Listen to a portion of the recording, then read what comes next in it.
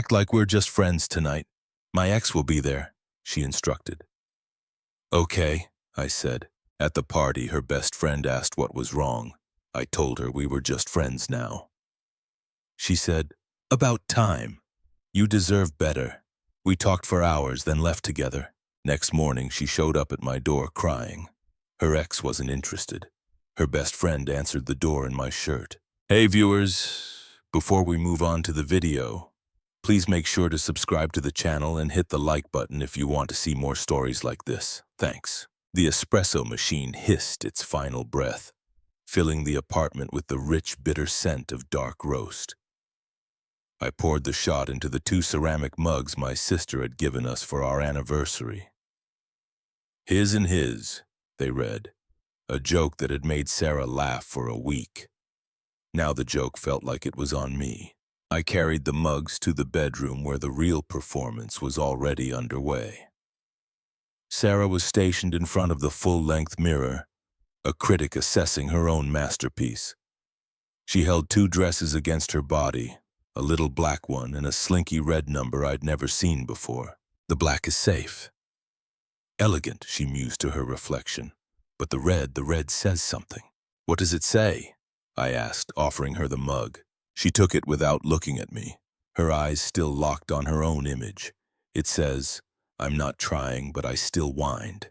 I took a sip of my coffee, the heat, a grounding sensation against my suddenly cold fingertips. We were going to our friend Liam's birthday party. It was a casual backyard thing. I was in dark jeans and a simple button-down. Sarah was preparing for the Met Gala. "You know Liam's parties," I said. "It'll be burgers and beer pong. You might be overdressed for the winner's circle." She finally turned, a flicker of annoyance in her expertly lined eyes. "It's not about the party, Alex. It's about presence." I should have known then. I should have sensed the shift in the air, the specific targeted energy she was cultivating. But after 3 years, you get used to the minor mysteries of your partner. I wrote it off as Sarah being Sarah. It was when she started applying a second coat of mascara, her movements sharp and precise, that she broke the sense. Her tone was casual, the way you'd remind someone to take out the trash. "So listen, I just saw on Instagram Jake is going to be at Liam's tonight." The name landed in the room like a lead weight. Jake, her ex, the one from before me, the creative genius, musician whose toxicity she'd recounted to me 100 times. Usually when she needed to contrast how stable and safe I was. I paused, my watch strap half-fastened. "Okay, I thought you said he was a narcissistic man-child who couldn't commit to a pizza order, let alone a relationship." She waved a hand, dismissing the entire history she'd built for me.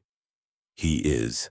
That's not the point." She met my eyes in the mirror, her gaze cool and practical. "The point is, I don't want it to be awkward, so just act like we're just friends tonight." The words didn't compute at first. They were so absurd, so insulting that my brain simply rejected them. I felt my entire body go still. The hum of the city outside our 6th-floor window seemed to vanish, replaced by a high-pitched silence in my ears. Just friends. Act like the 3 years we'd spent together, the vacations, the lazy Sundays, the nights I held her while she cried about work, the future we were supposedly building didn't exist. Act like the ring I'd been looking at online was a fantasy. Act like I was just some guy she knew. I turned fully to face her. She was still looking at me in the mirror, waiting for my compliance. "Just friends," I repeated, my voice flat. It wasn't a question. It was me tasting the words, feeling their bitter shape. "Yeah," she said, turning back to the mirror to apply a bold red lipstick, the final piece of her armor. "It'll be less messy, you understand, right?" She blotted her lips with a tissue. "Don't be clingy." Sighing? The word was a master stroke. It reframed any potential hurt or disagreement on my part as a character flaw. It painted her request as reasonable and my natural reaction as pathetic. I looked at her, really looked at her. I saw the woman I loved, but for the first time I saw her through a clear, cold lens. This wasn't a request born of social anxiety. This was a strategic calculation. I was a prop in her play to make Jake jealous, to show him the stable, handsome man she'd upgraded to, while simultaneously ensuring I didn't get in the way of whatever chaotic energy still crackled between them. The anger came, a hot, sharp spike, but it was immediately smothered by a profound and chilling clarity. Arguing would be pointless. It would make me clingy. It would be playing a game I never agreed to, by rules I didn't respect. The fight drained out of me, replaced by a serene, absolute detachment. I finished fastening my watch. I looked at my own reflection in the mirror, standing just behind her. Our eyes met in the glass. "Okay," I said. The word was simple, final. It wasn't acquiescence. It was a door closing. She smiled, a bright, victorious flash of teeth. "Great, I knew you'd get it." She spun around, gave me a quick, perfunctory kiss on the cheek, careful not to smudge her lipstick. "You're the best, Alex." She grabbed the red dress and headed for the bathroom to change, already humming a tune I didn't recognize. I stood there alone in the bedroom. I picked up my coffee mug and drained it. The espresso was cold now. I looked at the two mugs on the dresser, his and his. I picked up hers, carried it to the kitchen, and poured the contents down the sink. The doorbell rang. That would be Maya, Sarah's best friend, here to ride with us. The witness. I walked to the door, my movements automatic, my mind 1,000 miles away. Already at the party, already playing the part of the just friend, and already planning my exit from a role I never should have been cast in. The party was in full, deafening swing. Bodies pulsed in the dim light of Liam's basement, a kaleidoscope of forced laughter and shouted conversations over a bass line that felt like a second heartbeat. I stood near a makeshift bar, a folding table laden with liquor bottles and melting ice, and nursed a beer I had no intention of finishing. I was a ghost at the feast, and it was a strangely peaceful feeling. My role was simple: be present, be pleasant, be a friend. So I was. I'd wished Liam a happy birthday, chatted with a few work acquaintances about nothing consequential, and now I was observing the main event. The main event was Sarah. She was a flame in that red dress, and Jake was a moth she was desperately trying to lure into her fire. I watched her from across the room. She'd accidentally brush past him, laugh a little too loudly at something in his vicinity, tilt her head in that way she knew showed off her neck. She was performing a one-woman play called "I'm So Incredibly Happy and Available." And Jake was bored. He'd give her a polite, distracted smile, nod, then turn back to his group of friends, a guy with a guitar slung over his back, hanging on his every word. He wasn't playing the game. He wasn't even on the same field. A small, cold part of me, the part that had clicked into place when I said okay, felt a flicker of satisfaction. Her entire strategy, the dress, the makeup, the humiliation of her own boyfriend, was failing spectacularly. "You look like you'd rather be getting a root canal." The voice, warm and laced with familiar amusement, came from my side. I turned to see Maya leaning against the table holding a red Solo cup. She was Sarah's best friend, but she'd always felt different, softer. She watched the world with a quiet perceptiveness that Sarah lacked entirely. I offered her a faint smile. "Root canal might be more fun. At least they give you drugs for that." "What's wrong?" she asked, her brow furrowing with genuine concern. "You've been hovering by this punch bowl like it's your life's calling." I took a slow sip of my beer, my eyes drifting back towards Sarah's performance. The numbness was my shield. I could tell the truth because I no longer cared about the consequences. "Nothing's wrong," I said, my voice even, just respecting boundaries. "Chloe and I are just friends now." The change in Maya was instantaneous.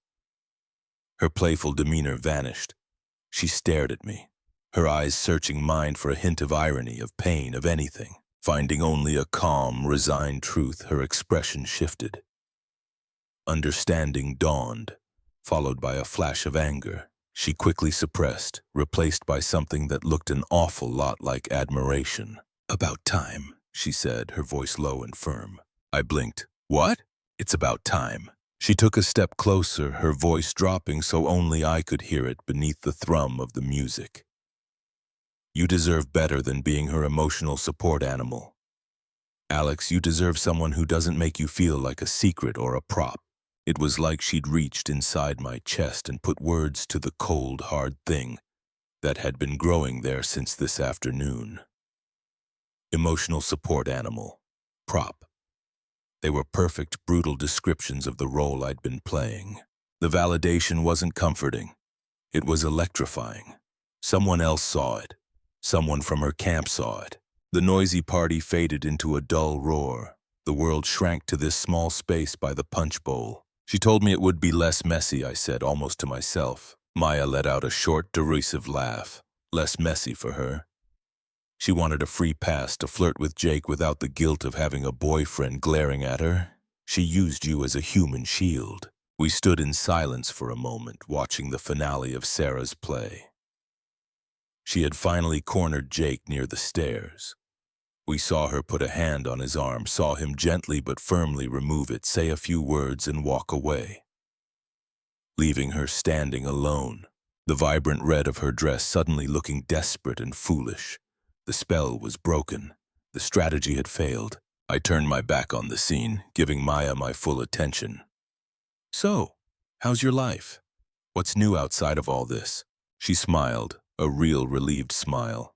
It's good. Work is crazy. I'm thinking of adopting a cat, but I'm afraid I'll turn into a stereotype. We started talking. Really talking.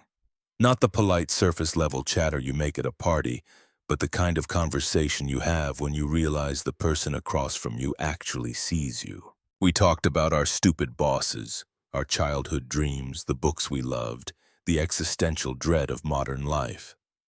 We laughed. I realized I hadn't genuinely laughed in months. Hours slipped away. The party began to thin out. At one point, I saw Sarah slumped on a couch by herself, staring into her phone, the picture of dejection.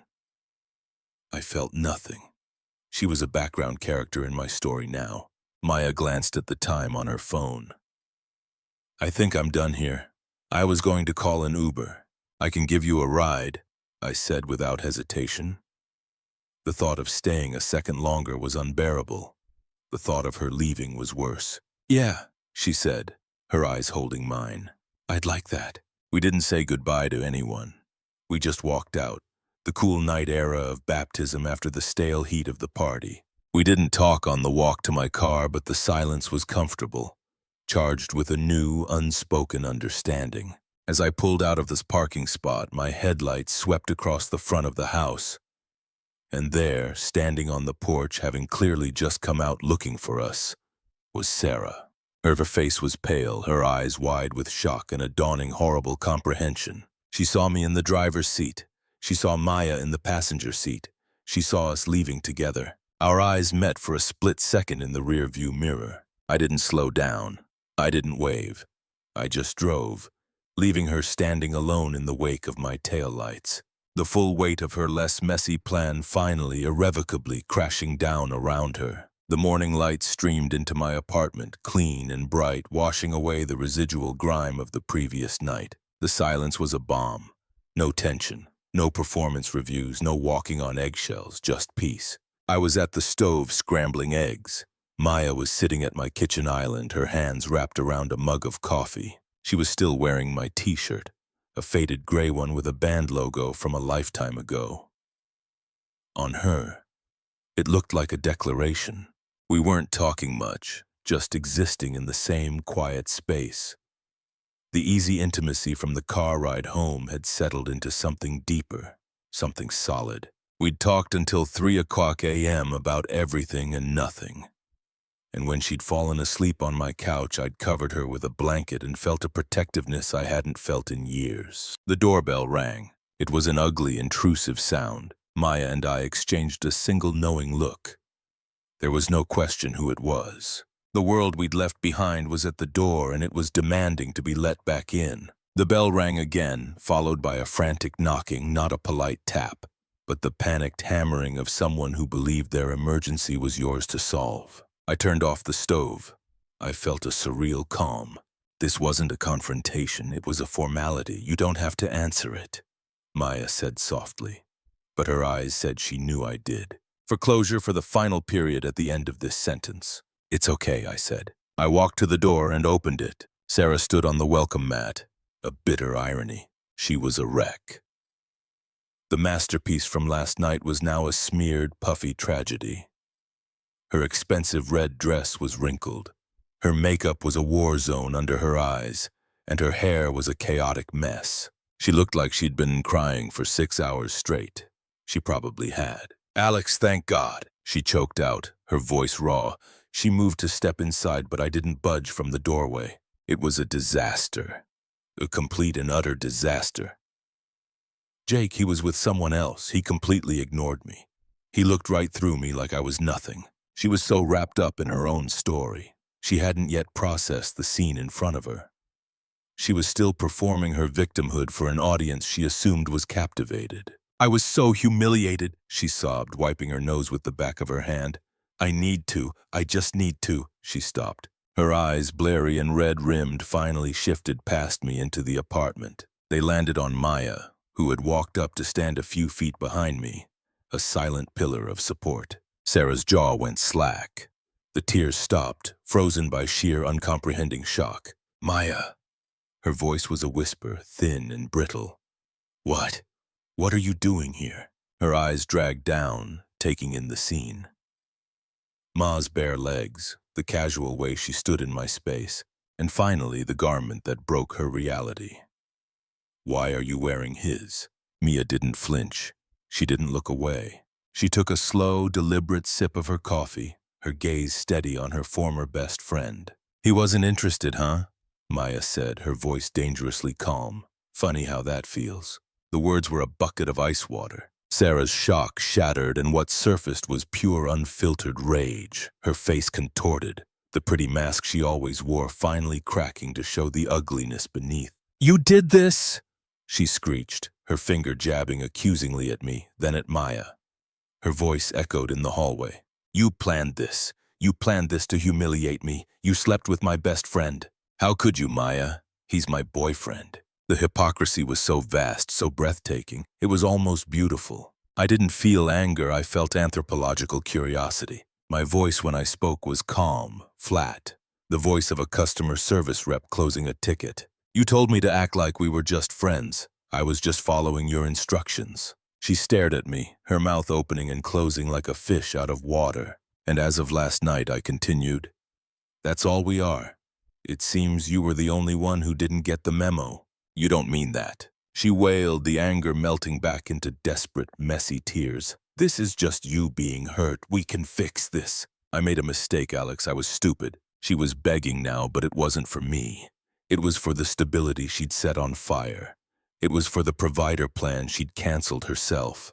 Maya spoke again, her voice softer now, but no less final. There's nothing to fix. Chloe, you broke it. He's just not interested in your version of the pieces anymore. The use of her full name, Chloe, was the final nail. It was no longer friend to friend. It was person to stranger. Sarah looked from Maya's resolved face to my indifferent one. She saw the two of us, a united front.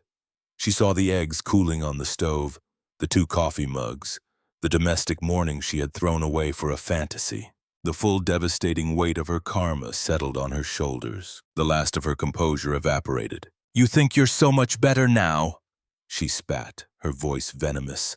You're a traitor and he's a pathetic, boring loser. You deserve each other. I didn't smile. I didn't react. I just looked at her. This stranger having a meltdown on my doorstep. Good luck, Sarah, I said, and I closed the door. The click of the lock was a quiet, definitive sound. The end of an era. The beginning of everything else. I turned around. Maya was still there watching me, a quiet understanding in her eyes. The screaming from the other side of the door faded, replaced by the sound of retreating, stumbling footsteps. You okay?